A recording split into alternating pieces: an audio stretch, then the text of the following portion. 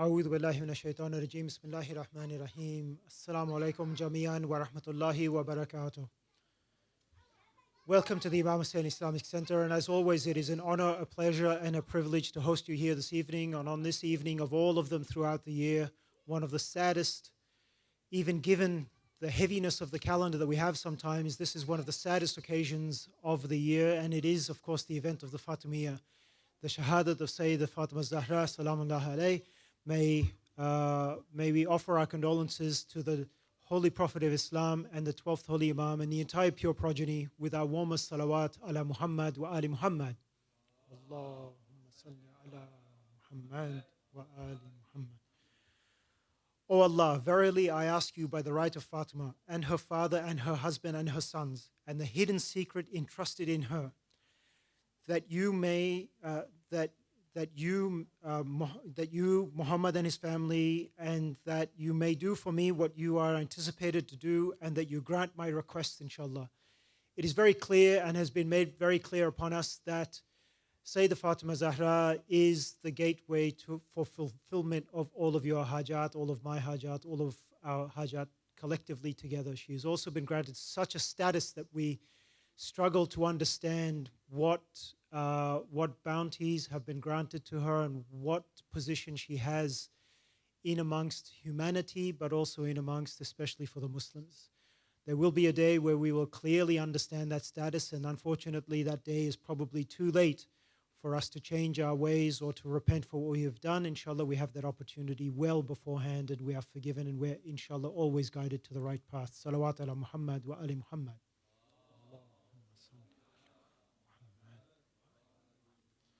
Inshallah, we commence with recitation of the Holy Quran as we do with every program, and followed immediately after that by ziyarat of Sayyidah Fatima Zahra. For Quran, we have our dear brother Ali Mohi, and for ziyarat, inshallah, we have Haj Abu Ahmad. Please welcome them with a salawat ala Muhammad wa ali Muhammad. Allahumma salli ala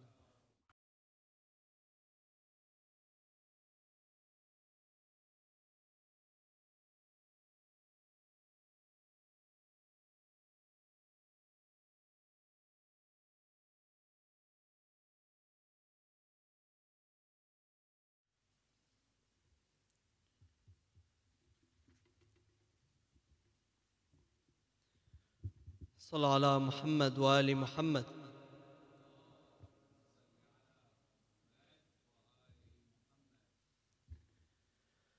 أعوذ بالله من الشيطان الرجيم.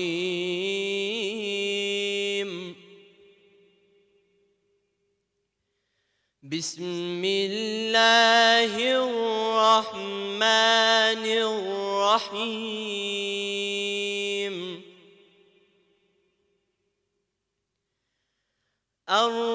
الرحمن علم القرآن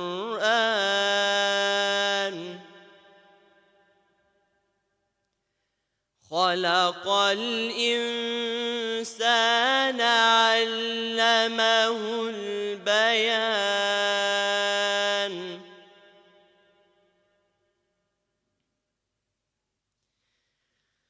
الرحمن علم القرآن خلق الإنسان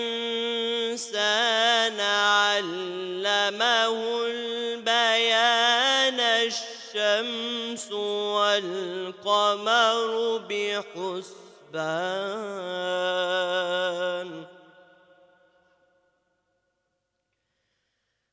الشمس والقمر بحسبان.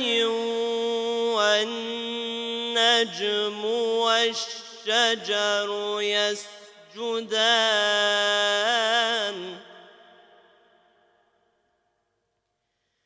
والنجم والشجر يسجدان. والسماء رفعها ووضع الميزان.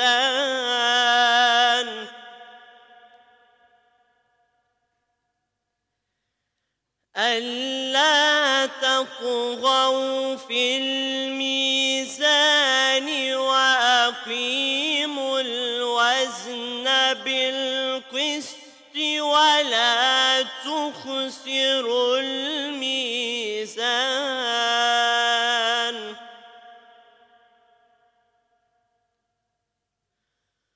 والأرض وضعها للأنام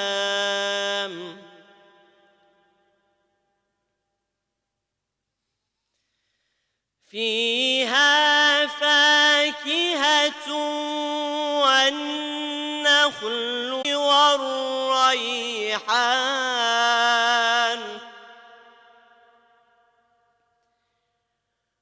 والحب ذو العصف والريحان فبأي آلاء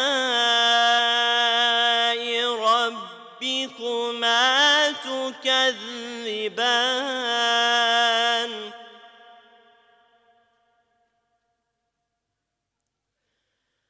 خلق الإنسان من صلصال كالفخار وخلق الجان من مارج من نار فبأي آلاء ربكما تكذبان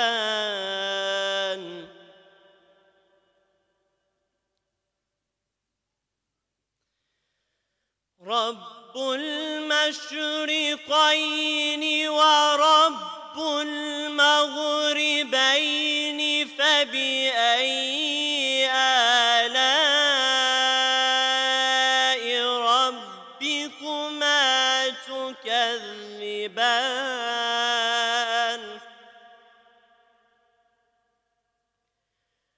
مرج البحرين يلتقيان بينهما برزخ لا يبغيان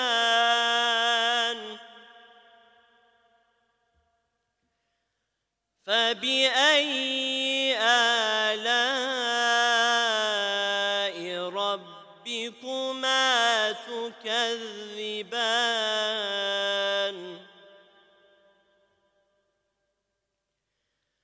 يخرج منهما اللؤلؤ والمرجان فبأي آلاء ربكما تكذبان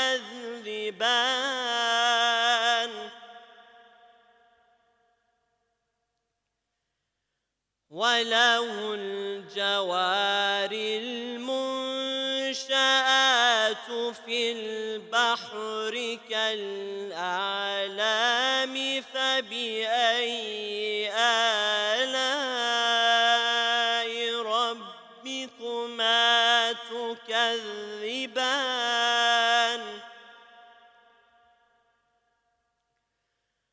كل من عليها فان ويبقى وجه ربك ذو الجلال والإكرام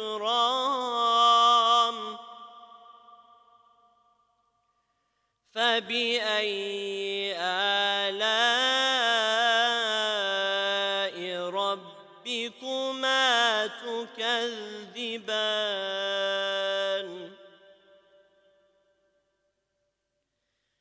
يسأله من في السماوات والأرض كل يوم هو في شأن فبأي آلاء ربكما تكذبان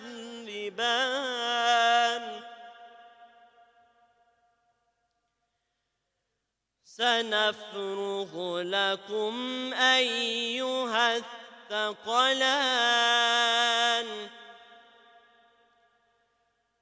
فبأي آلاء ربكما تكذبان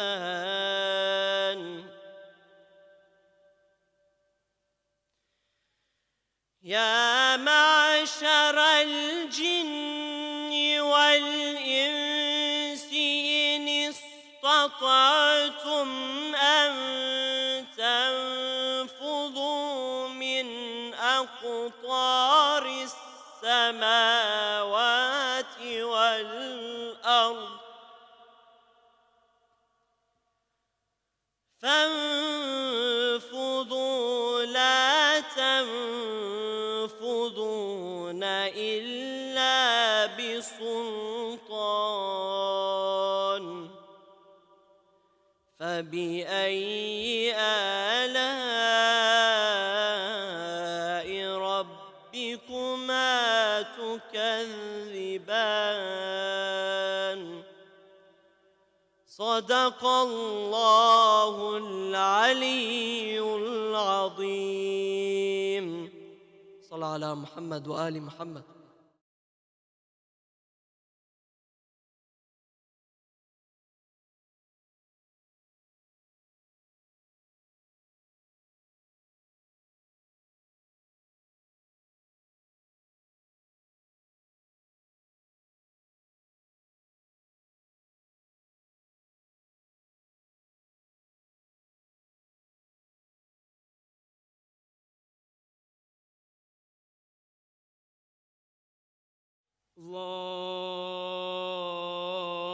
اللهم صل على محمد وآل محمد.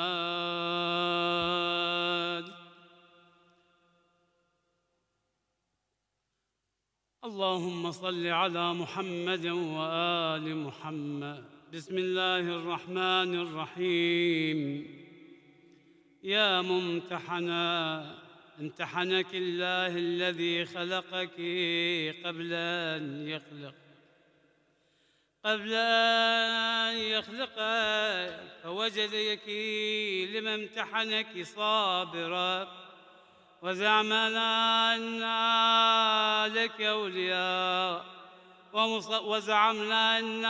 أولياء ومصدقون وصابرون لكل ما آتانا به أبوك صلى الله عليه وآله وأتى بوصيه فإنا نسألك إن كنا صدقناك إلا لالحقنا بتصديقنا له مال وبشر أنفسنا بأننا قد طهرنا بولايتك. السلام عليك يا بنت رسول الله. السلام عليك يا بنت نبي الله. السلام عليك يا بنت حبيب الله. السلام عليك يا بنت خليل الله. السلام عليك يا بنت صفي الله. السلام عليك يا بنت أمين الله. السلام عليك يا بنت خير خلق الله. السلام عليك يا بنت أفضل أنبياء الله ورسله وملائكته. السلام عليك يا بنت خير البرية. السلام عليك يا سيدة نساء العالمين من الأولين والآخرين. السلام عليك يا زوجة ولي الله وخير الخلق بعد رسول الله. السلام عليك يا أم الحسن والحسين سيدي شباب أهل الجنة. السلام عليك أيتها الصديقة الشهيدة. السلام عليك أيتها الرضية المرضية. السلام عليك أيتها الفاضلة الزكية. السلام عليك أيتها الحوراء الإنسية. السلام عليك أيتها التقية النقية. السلام عليك أيتها المحدثة العلية. السلام عليك أيتها المظلومة المغصوبة. السلام عليك أيتها المضطهدة المقهورة. السلام عليك يا فاطمة بنت رسول الله ورحمة الله وبركاته. صلى الله عليك وعلى روحك وبدنك.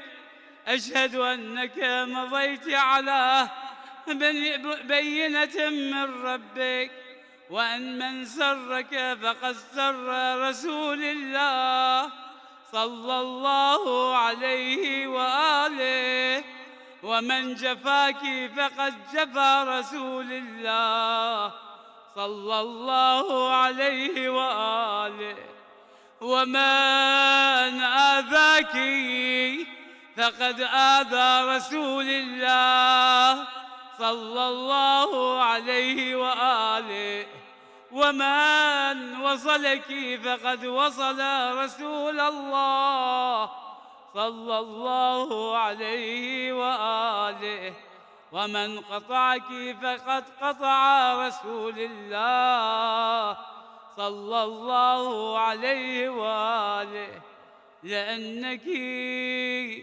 بضعة من وروحه الذي بين جنبيه. اشهد الله ورسله وملائكته إني راض عما رضيت عنه، ساخط على من سخطت عليه، متبرئ ممن تبرأت منه، موال لمن واليت، معاد لمن عاديت، مبغض لمن أبغضت، محب لمن أحببت. وكفى بالله شهيدا وحسيبا وجازيا ومثيبا. صلوات.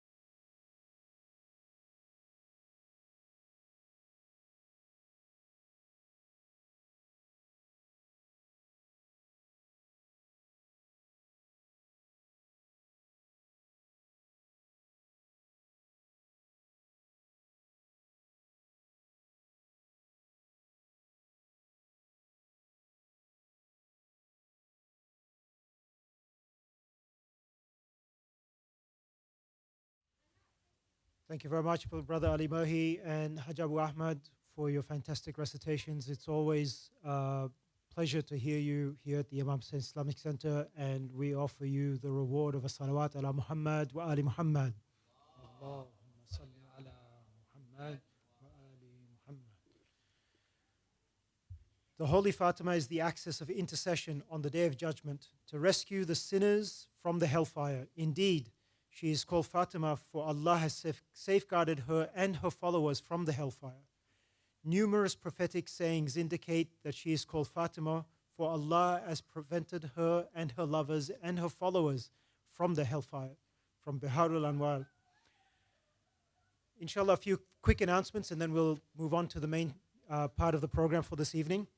For the next couple of weeks during this season of the Fatimiyyah, we have changed our tafsir of dua of Quran on Thursday evenings from tafsir of Quran specifically about the surahs that we're reciting to be more focused on tafsir of Quran from the perspective of Sayyidah Fatima Zahra. So we'll be looking at Sayyidah Fatima Zahra in the Holy Quran. If you can, please, inshallah, you join us for those programs, beginning with Maghrib prayer on Thursday evening, followed by the tafsir, which is about 20 or 30 minutes maximum, and then we have recitation of dua following that.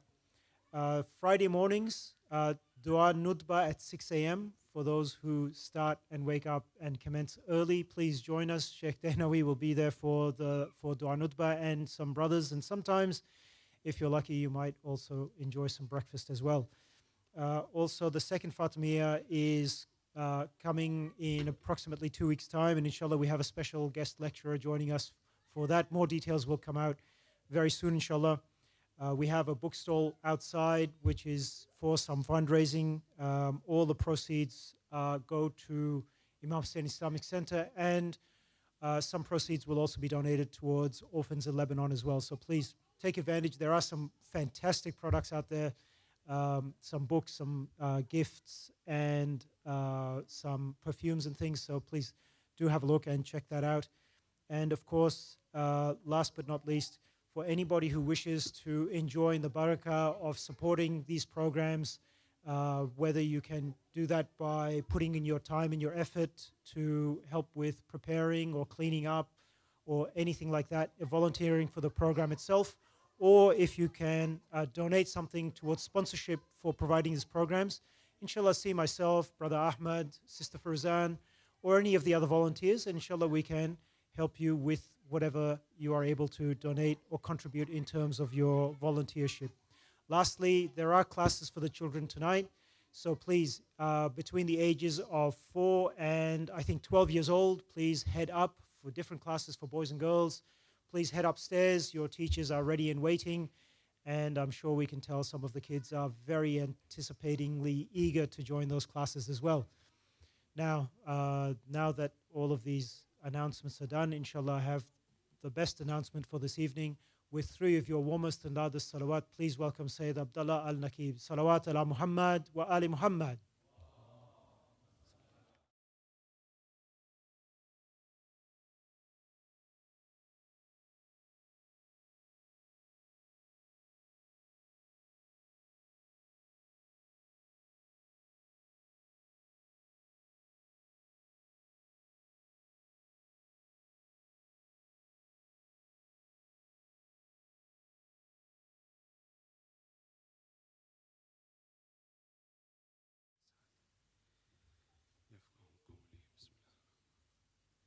أفلح من صلى على محمد وآل محمد.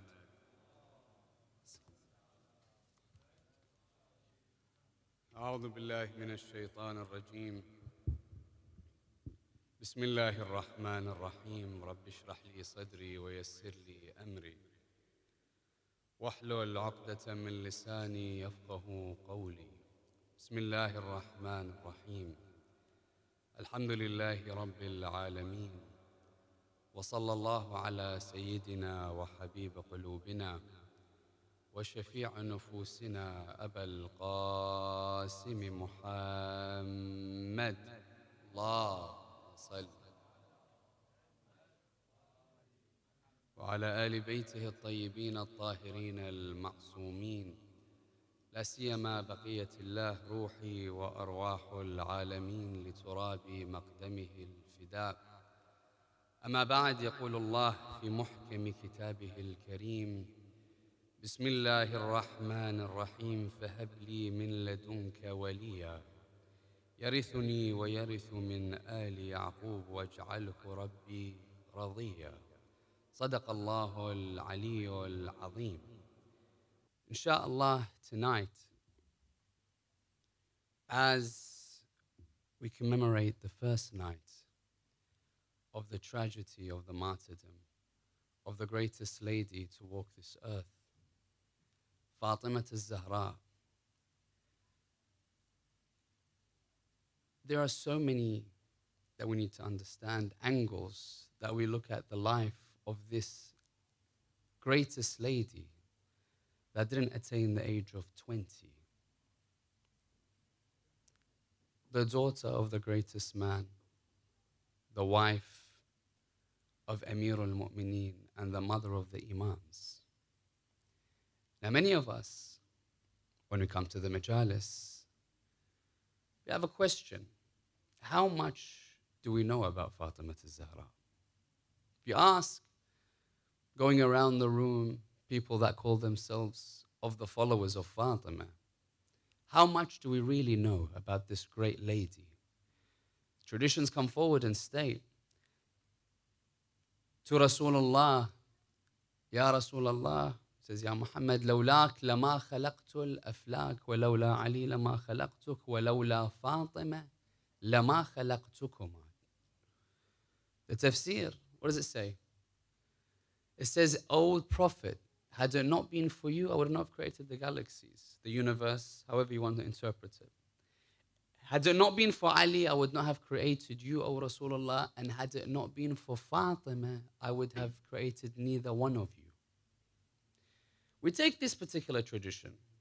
We take others that come forward and say from the tongues of our Imams that we are the hujjah of Allah upon His creation. And Fatima is the hujjah upon us. We take these traditions and we begin to understand there is a position for Fatima al-Zahra.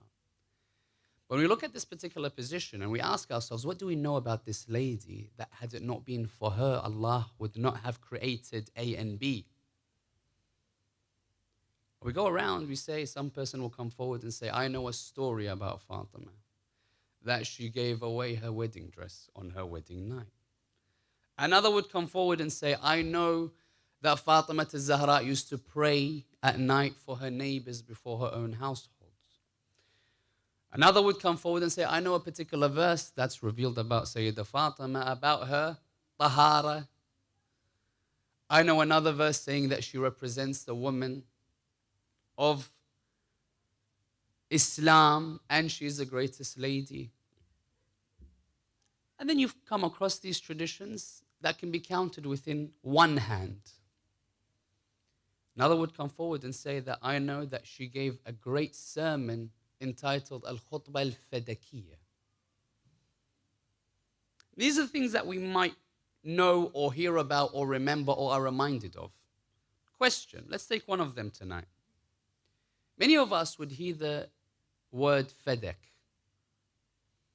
We hear that Fatima al-Zahra had a whole speech that was entitled Al-Khutbah Al-Fadakiyyah, which we'll look at why it was called that and was it justified.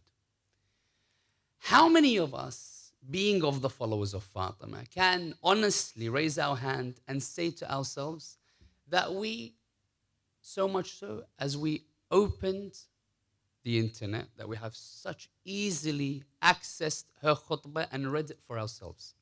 How many of us can say we've opened as Shia, as followers, and read the khutbah of Fatima al-Zahra? This particular one, she has two great sermons in her time, one of which is the one we're referring to tonight. How many of us could we just YouTube someone that recites it, that we can hear the words that Fatima spoke out for this particular issue of Fadak? Now, understanding that many of us may not have heard the entire sermon, may not have learnt words from this particular sermon, may not have come across this particular sermon. Some people don't even know that this is referring to a sermon of Fatima al-Zahra, Al-Khutbah al-Fadakiyyah. Tonight, we're going to look at this particular issue of Fadak. Why, you may ask? It may be a minor issue to some, overlooked to many, but it's one of the most vital elements in the argument of Fatima al-Zahra against those that usurped the Khilafah from Amir al-Mu'mineen. Now, over the course of these 3 nights, we're going to do something that is deemed quite important, is looking at oppression of Fatima, as the title of these 3 lectures states. The overall aspect that we want to get to is the oppression of Fatima al-Zahra. Now, sometimes we look at particular incidents and we say that Fatima was oppressed in this cocoon, or Fatima was oppressed in this particular event, and we try to minimize the issues. But over the course of the next 3 nights, we're going to look at the oppression of Fatima, not as individual events that occurred, but rather we're going to look at the oppression towards Fatima al-Zahra and against Islam in 3 different lectures, signifying 3 different events that occurred. The first of which is the economics that the people that usurped tried to have a hand on and cut it off from the family of Rasulullah. Tomorrow, we're going to look at how they tried, through corrupting knowledge and burning the knowledge, seek to not allow all those that come after to know of the position of Ahlul Bayt. And thirdly, on the final night, we're going to look at how they dealt with anyone that opposed them. Economic, knowledge, and personalities. And the way that we're going to look at it is we're going to put ourselves in the shoes of the oppressors. Many of us would look at it from the position of the person being oppressed. But when we begin to look at it, not as individual events, but rather a series of events that occurred because of a goal that wanted to be achieved. How was this particular goal of taking away the Khilafah of Amir al-Mu'mineen achieved? This is what we're going to look at, starting from tonight by answering 5 questions. The first question, what is Fadak? What is Fadak? Just to start off very slowly to understand and create the understanding of what Fadak is to all those that know, as a reminder, and all those that do not know, to come in contact with what is Fadak. How did Rasulullah attain Fadak? Number 1. Number 2, how did it become in the hand of Fatima al-Zahra? And this is of the utmost importance that we understand how Fatima attained Fadak. And you'll see because of the arguments. Number 3, how was Fadak taken away from Fatima? Because many of us will say that Fadak, what's the value of a piece of land to a lady that gave away her wedding dress on her wedding night? What's the value of a piece of land? How was it taken? Number 4 is where we want to get at for the oppression for tonight. And it's entitled Abu Bakr versus Fatima al-Zahra. And the oppression in the events that unfolded. And number 5, and finally, the question we want to ask tonight. What is the true significance of Fadak? The true understanding of Fadak, and why Fatima fought so valiantly that it cost her her life to defend Islam, to defend Amir al-Mu'mineen, by looking at a tradition from Imam al-Kadhim with one of the Abbasid Khalif. So inshallah, to delve into this important discussion tonight, I'd like to request everyone to bring barakah towards the majlis and to the heart of Imam Sahib al-Asri wa Zaman with 3 loud salawat ala Muhammad wa ali Muhammad. Allahumma salli ala wa ali. Allahumma salli. Allahumma salli ala. Fadak piece of land. To understand where Fadak came from and how it became into the possession of Rasulullah, we go back in time to when Rasulullah entered Medina. Hijrah, Mecca migrates towards Medina. In Medina, of the Ansar that were awaiting Rasulullah, were those that gave him a helping hand and were those that wanted or had an image of who the final messenger was going to be. These people, when seeing Rasulullah come as a humble man, a poor man, migrating from Mecca towards Medina, thought to themselves, we thought this person is going to come with riches. We thought he's going to make us rich. We thought that he's going to come with land and possession and build an empire like no one else. And many of them sought to fight Rasulullah. Many of them could not understand how Rasulullah was from the other son of Ibrahim and not from the other one. So these people, amongst these groups of the Jewish faith, were three that fought Rasulullah. Amongst them, the first of which is a group by the name of Banu Qaynuqa. This group, very quickly, amongst the atrocities that they committed is one day in the marketplace they saw a Muslim lady wearing a headscarf. They harassed her until they put her in a situation where her body was revealed. The Muslim men came around her trying to protect her. In the skirmish, one of the Muslim men was killed. When he's killed, Rasulullah is like, hold on. We had a treaty, we had a pact. You can live here as long as you live with us peacefully. And then he says, leave Medina. Prosecuted those, the rest he says, leave. Amongst them, amongst them, Bani Nadir, who tried, from the Jewish faith, that tried to assassinate Rasulullah whilst he was in a farm. Again, prosecutors. Those people that tried were prosecuted, the rest were asked to leave. And finally, we have Bani Qurayza. Many of us would hear of the great battle of Al-Ahzab, or known as Khandaq, where this particular tribe of Jews had a helping hand in allowing the people and the enemies of Rasulullah, the army that wanted to kill Rasulullah, to gain entrance into Medina through the routes that they made sure were empty. They told them, come forward. We also want to annihilate Rasulullah. We'll assist you. We'll help you. Come through these particular alleyways in order for you to enter Medina. Treason, again, prosecution, and were asked to leave. Now, many of them left. Many of them went to this particular fort, known to many of us as the fort of Khaybar. The fort of Khaybar, Jewish fort.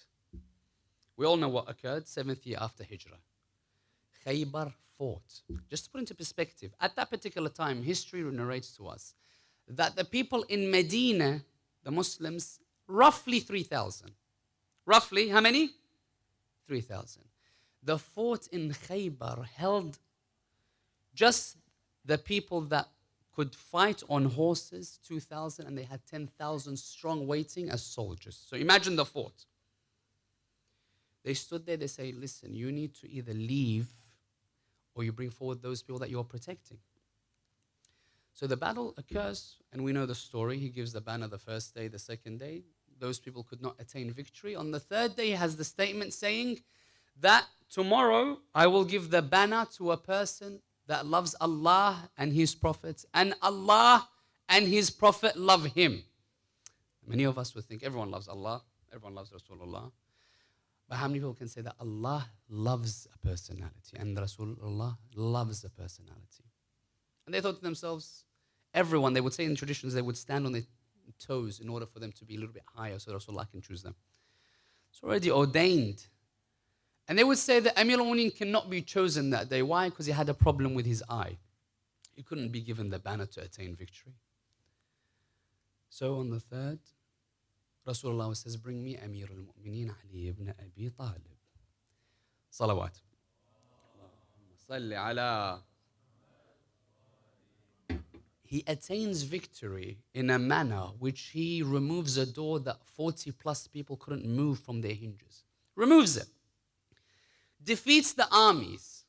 When he does that, news reaches the Jewish tribes on the outskirts. Amongst the Jewish tribes are those that in their possession was the land of Fadak. They said, Ya Rasulullah, I know that you want to start marching towards us. Let's have a covenant. Let's write something down that we gift you this. We don't want to fight.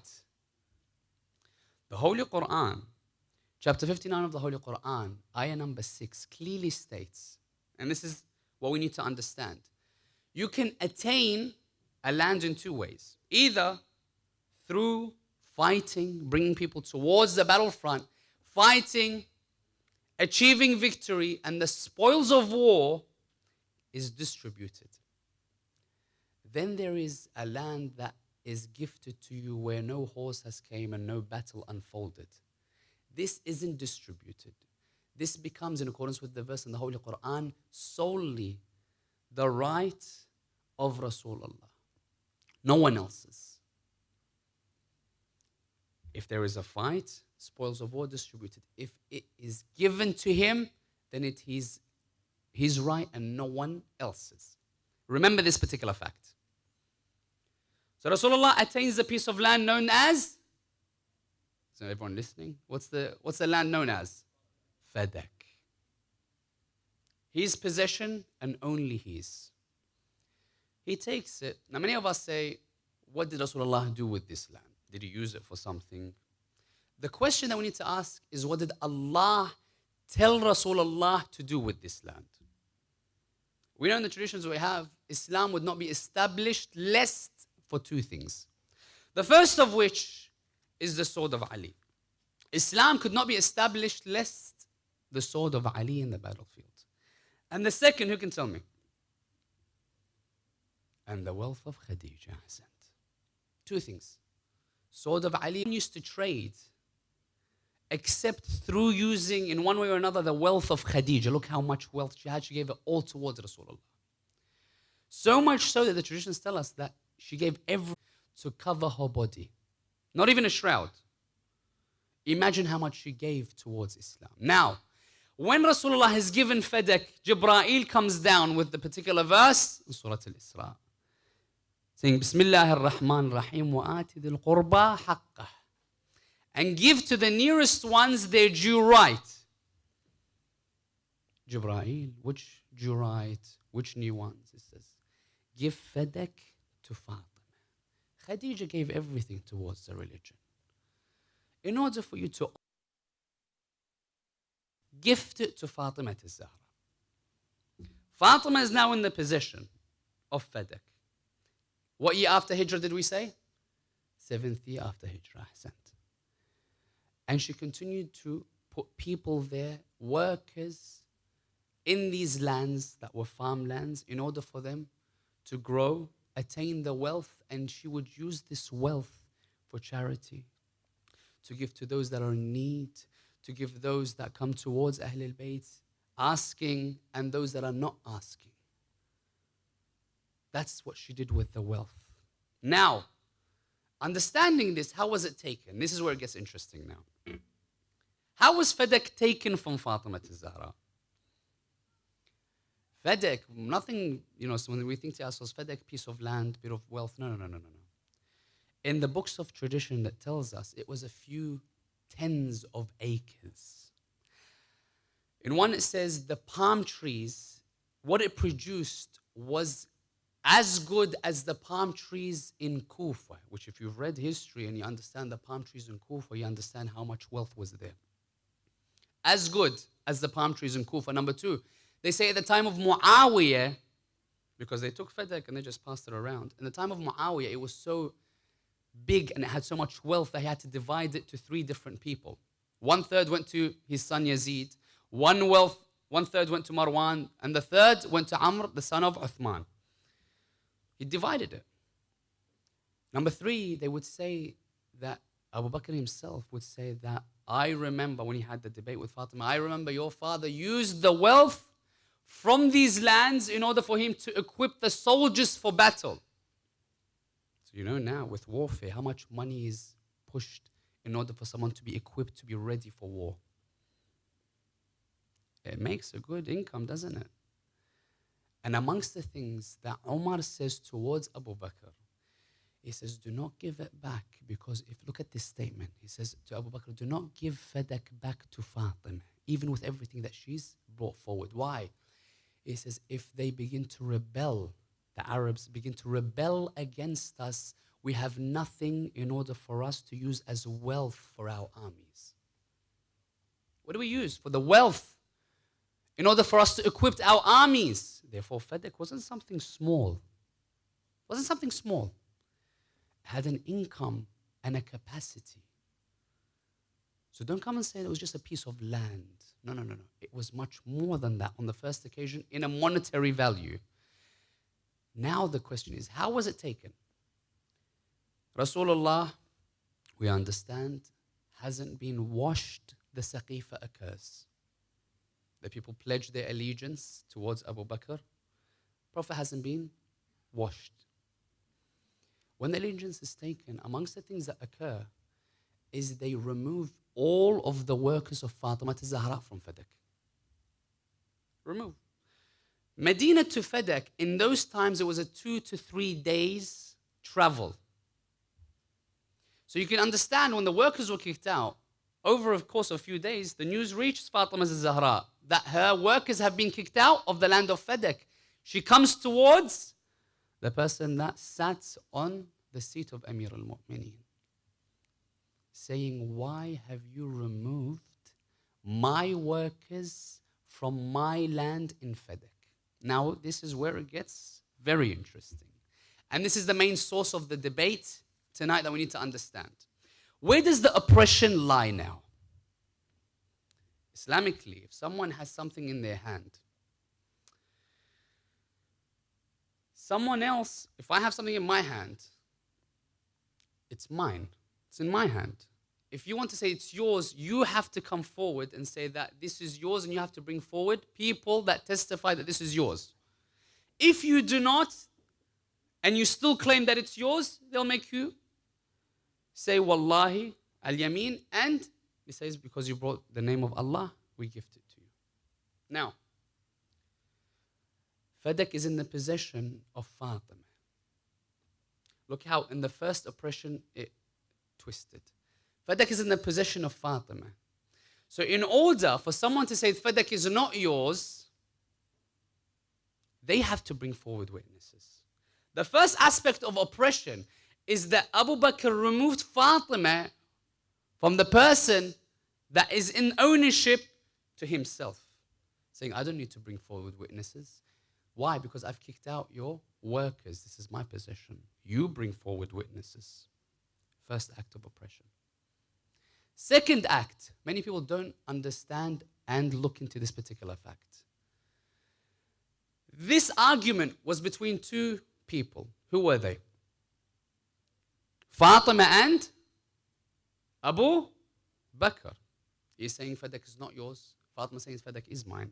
Now, if you have two people, person A and person B, you have a problem between you, where do you go? To a judge. Who was the judge in this particular perspective? Abu Bakr. So how can you be the person that is the judge and be the person that's bring forward your evidences? If it's between two people, there should be a third person to judge between them. You can't be the person that's in the argument and be the judge. Second oppression. Third oppression, and this is the one that should hurt each and every one of us, is the fact that when Fatima is asked, there's no problem. You want witnesses? I'll bring you a witness. The first witness is myself. I am Fatima. I am saying this land is mine. Sorry. I'll bring you another witness. Who's your witness? The person that Rasulullah would say, the truth is with him and he is with the truth. The truth revolves around him wherever he goes. I bring forward Ali. You think to yourself, oh, I have no leg to stand on here. He says, no, no, no. He is benefiting from this transaction, therefore his judgment is not taken. Some people read this and say that, yeah, you know what? In another perspective, he's calling Fatima a liar and Amir al-Mu'mineen a liar. Okay, I'll bring forward two people that Rasulullah himself says are the youth, or Sayyida Shababi Ahl al-Jannah, the masters of the youth of paradise. The masters of the youth of paradise, I'll bring them forward to testify. He says, no, they're kids. Ayman, no. She inclines towards you. You said bring forward witnesses. I brought forward the best of witnesses. Amir al-Mu'mineen, what does he say? He says, Ya ibn Abi Quhafa. He says, by you rejecting, look at this statement of Amir al-Mu'mineen, by you rejecting the testament of Fatima, you are rejecting the words of Allah subhanahu wa ta'ala. Why? Because Allah subhanahu wa ta'ala says she cannot lie. Why? Because she has been purified, a thorough purification. إنما يريد الله ليذهب عنكم الرجس أهل البيت ويطهركم تطهيرا. صلوات. اللهم صل. So therefore, what happens? Rejected everything. Oppression, oppression, oppression. And it's recorded in history. So Fatima says, okay, if you're saying this doesn't belong to me, you've rejected Ali, you've rejected Hassan and Hussein, you've rejected me, you've rejected the words of Allah subhanahu wa ta'ala, no problem.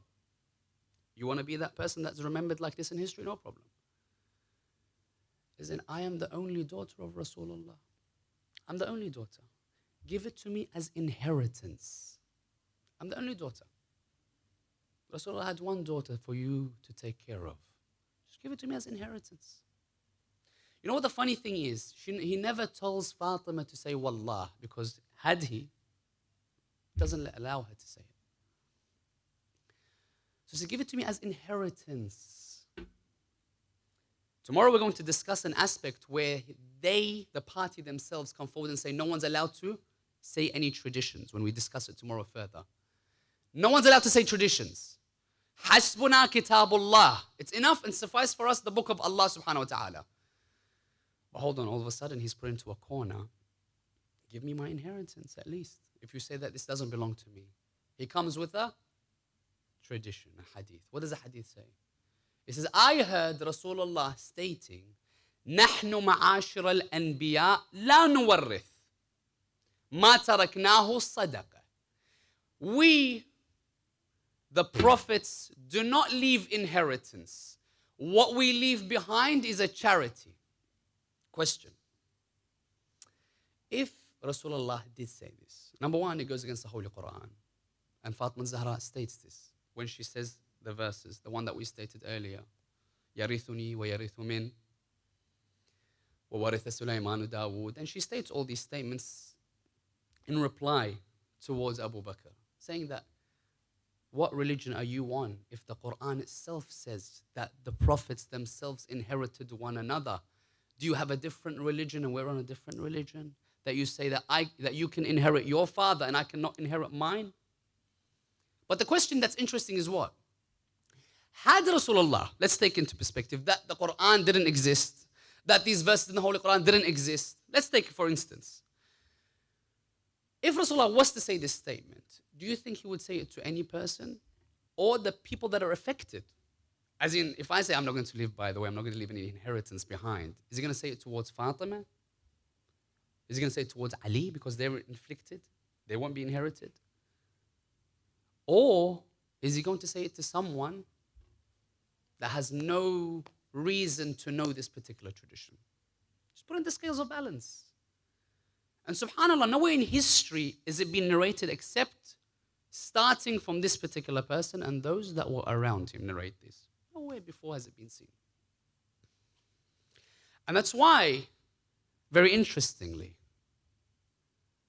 when these arguments come forward, amongst the things that are stated is Fatimah al-Zahra.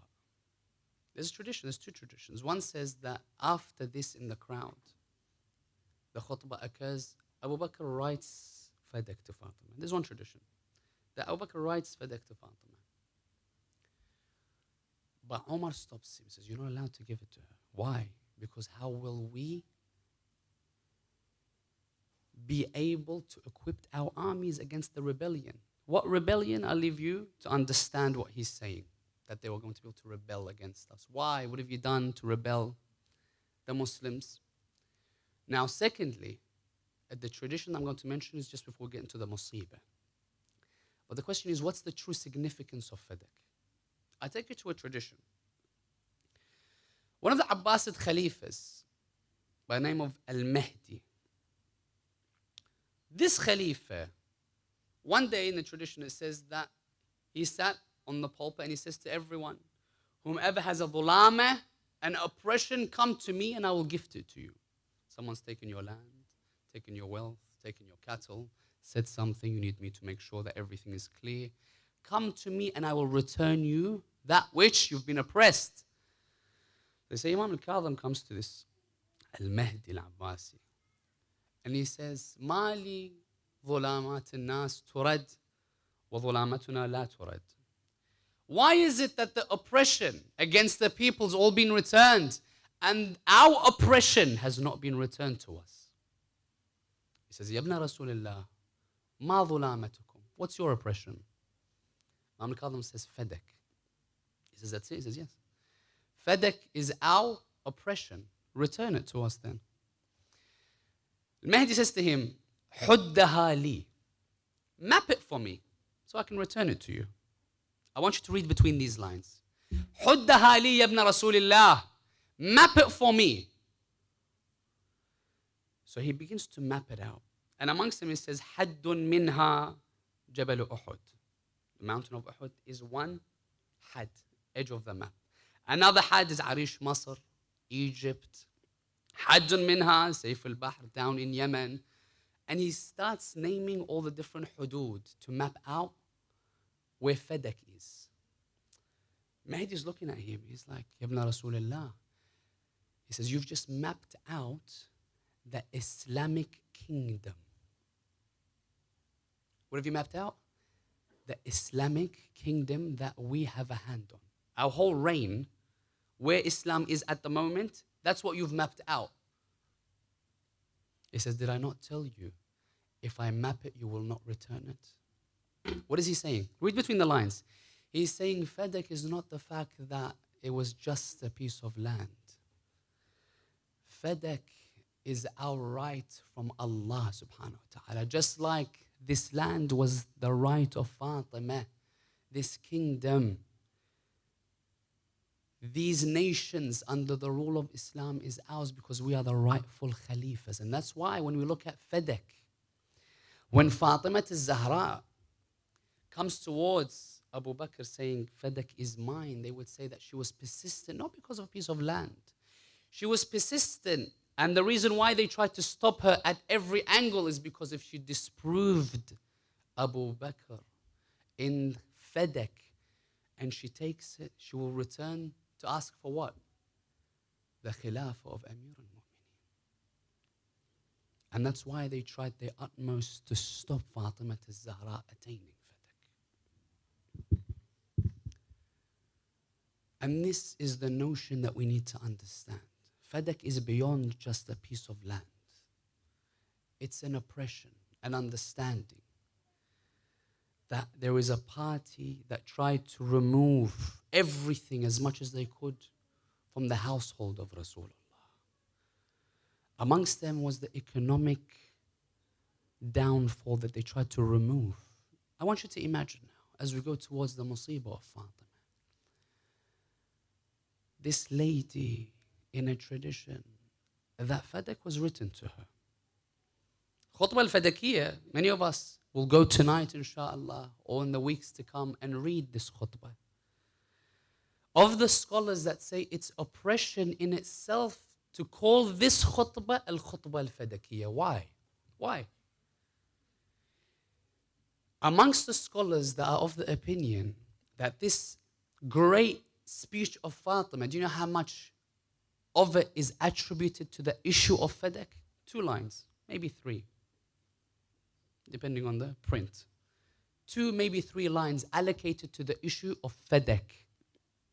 The rest she's talking about Allah, the prophets, the position of Amir al-Mu'mineen. And you begin to understand, they tried to cocoon the speech of Fatima to the issue of Fadak.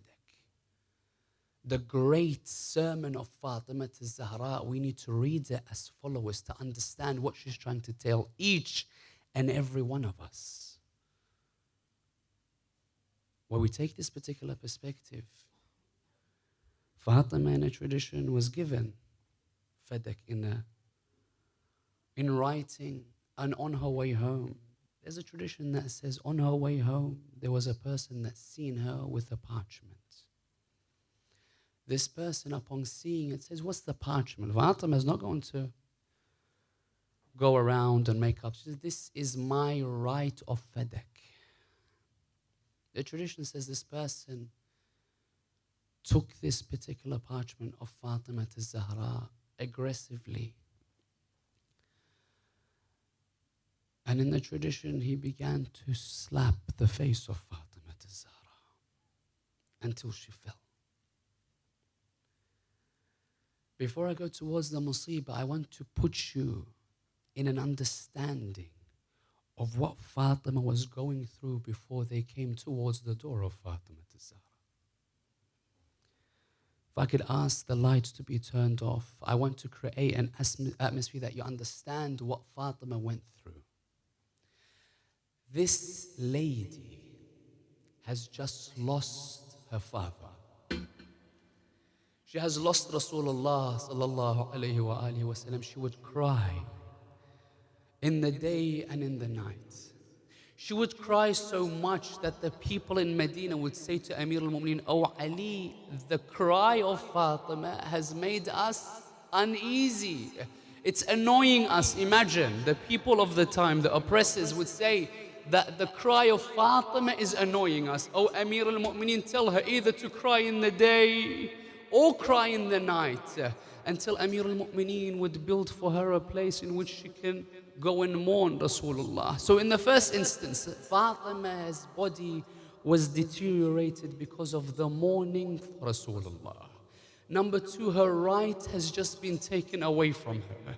She's running around trying to defend herself, trying to return her wealth, return the money that belongs to her, the land that belongs to her. And on the third understanding that we need not forget that through all of this mourning, through all of this running around, through all of this defending her right, Fatima al-Zahra remained pregnant with Al-Muhsin. Imagine a lady in that moment, pregnant, mourning for Rasulullah, the loss of her father, only a few weeks ago in the least traditions. Imagine this lady running around for her rights, defending Amir al-Mu'mineen, so much so that every time she would be there, they would come towards the house of Rasulullah, the house that Rasulullah would stand on for 6 months, saying, "This is the house which Allah has elevated." He would knock before entering the house of Fatima. They stood, they came once to come to surround the house. Traditions say 3 times they surrounded the house of Fatima on different occasions. Traditions would say either the 3rd or the 4th time they came towards the door. They came asking for Ali to come so they can forcibly take the allegiance from Amir al-Mu'mineen. They would say behind the door came Fatima al-Zahra to speak to them. They would say, "We want Ali." She would say, "You are not allowed to enter this house."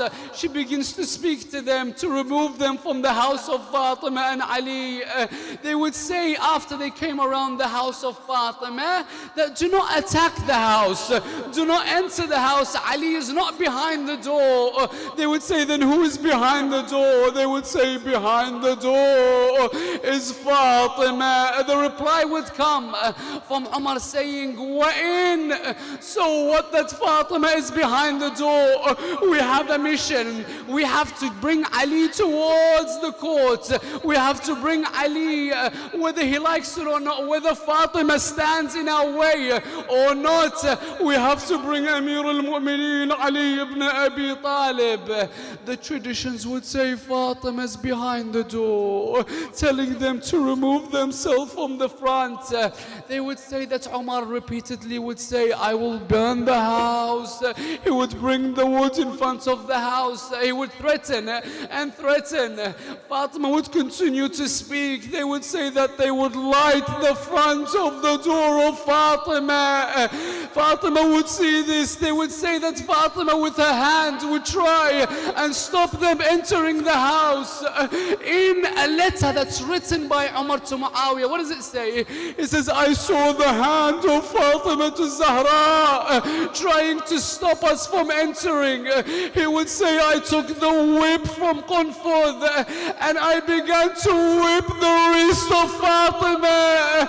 Imam al-Sadiq would say, they whipped the wrist of Fatima so much that the bruise looked like a bracelet on the hand.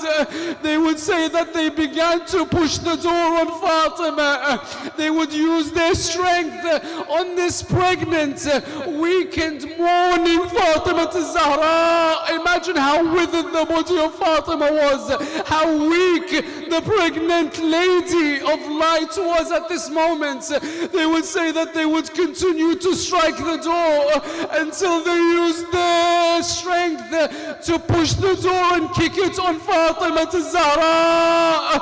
Then Ain would say, as I pushed the door, I realized that Fatima was behind the door, but I don't know how she was behind the door, but I heard her screaming from agony.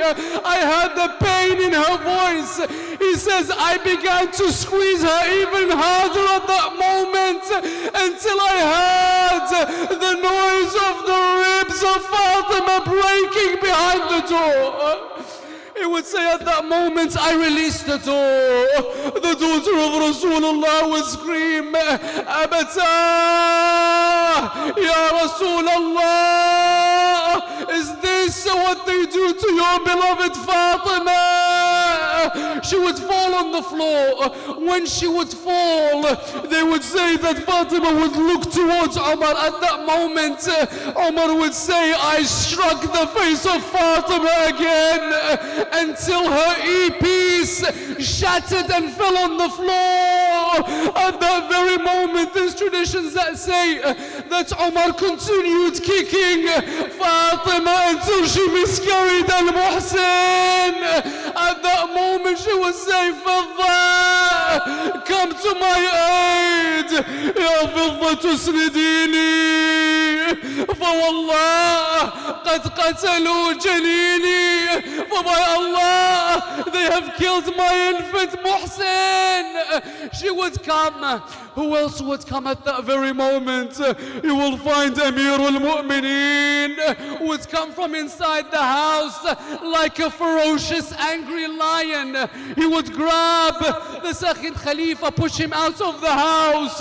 But before he pushed him, he sees Fatima lying on the ground, the daughter of Rasulullah. He would remove his cloak and cover Fatima. He would go outside. He would make sure that he was on top of the second until very moments that people would say, we thought that he was going to strike the final blow. Ali would say, had you not known that I was handcuffed with the wasiyyah of Rasulullah, you would not come anywhere near our house. Then at that very moment, I want you to imagine your Imam, Amir al-Mu'mineen. All of a sudden, the ropes are being tied around his neck. Amir al-Mu'mineen, the person that removed the door of Khaybar, being dragged, who would wake up from her faint. Fatima to Zahra, she would look around. Ayna ibn Ammi Ali? Where is my Ali? Where is my Imam? They would say that he is being guided towards the Khalifa to give his allegiance. Fatima would get up with the broken rib, with the miscarried child, with the blood and the slapped face, running after Amir al-Mu'mineen. She would say, leave him, or I will pray to Allah that he brings forward his calamities. Amir al-Mu'mineen would see Salman. He says, Salman, go towards Fatima, tell her that her father has come as a mercy to mankind. Do not let Fatima be the cause of their destruction. He would come towards Fatima. Fatima, your Imam would say to you that Rasulullah has come rahmatun lil alameen, as a mercy. Do not be the cause of their destruction. It's as if Fatima would look towards Salman. What would she say? She would say, Am ya Salman,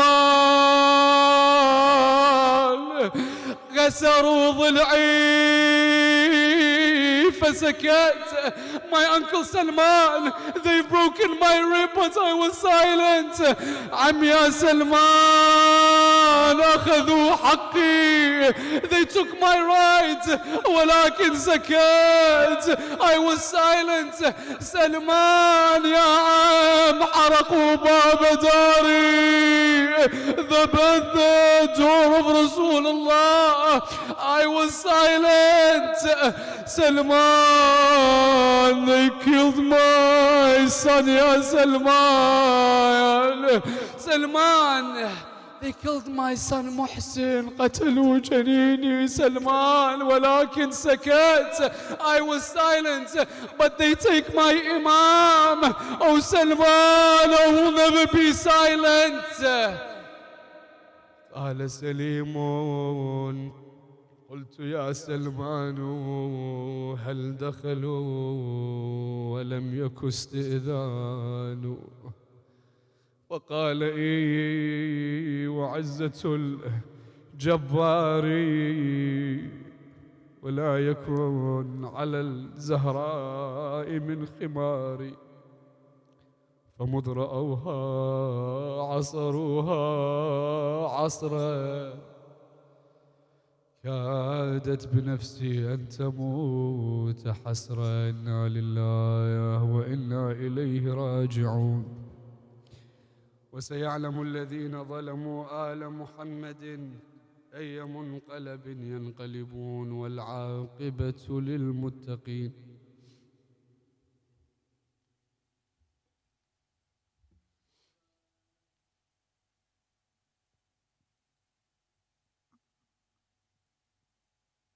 سبت علي مصائب لو أنها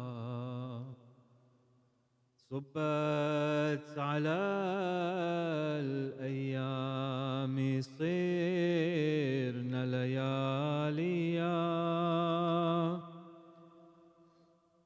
صبت علي مصائب لو أنها صبت على الأيام صرن لياليا. ماذا سأذكر من جليل مصائب قد عز أن تحكى وترصد ما بيا. ما زال يرسمها الزمان بريشة ملأت بألوان الجراح كتابيا. صبت علي مصائب لو أنها Stand up, brothers. سبت على الأيام صرنا لياليا سبت علي مصائب لو أنها صبت على الأيام صرنا لياليا سبت علي مصائب لو أنها سبت على الأيام صرنا لياليا ماذا سأذكر من جليل مصائب قد عز أن تحكى وترصد ما بيا ما زال يرسمها الزمان بريشة ملأت بألوان الجراح كتابيا هذه المصائب خلف بابي عاشت والله حسبي من همومي كافيا والدمع من عين الحسين وأخته وأخيه يملأ في رفوف أوانيها سبت علي مصائب لو أنها سبت على الأيام لياليا سبت علي مصائب لو أنها سبت على الأيام صرنا لياليا دار كأن اليتم من سكانها لاقت بأعداد النجوم مآسيا ونوازل الدنيا على أعتابها تلتف بالباب الحزين أفاعيا سبت علي مصائب لو أنها سبت على الأيام لياليا سبت علي مصائب لو أنها سبت على لياليا دار كأن اليتم من سكانها لاقت بأعداد النجوم مآسيا ونوازل الدنيا على أعتابها تلتف بالباب الحزين أفاعيا سبت علي مصائب لو أنها سبت على الأيام Our hearts are hollow, our hearts are hollow, our joy is thorough. Days stayed bright, days after dark nights followed. But how can light follow today's night tomorrow, when the lantern of the one is but a shadow? Long Fatima, but your light will forever glow. Long our tears for your loss will forever flow. Fatima, Fatima, Fatima, Fatima, Fatima, ya Fatima, ya Fatima Zahra. Fatima, brothers, come forward, make a sugu. Fatima, Fatima, ya Fatima, ya Fatima Zahra. Don't be shy. Fatima, Fatima, Fatima, Fatima, Fatima, ya Fatima, ya Fatima Zahra. Fatima, Fatima, Fatima, Fatima, ya Fatima, ya Fatima Zahra.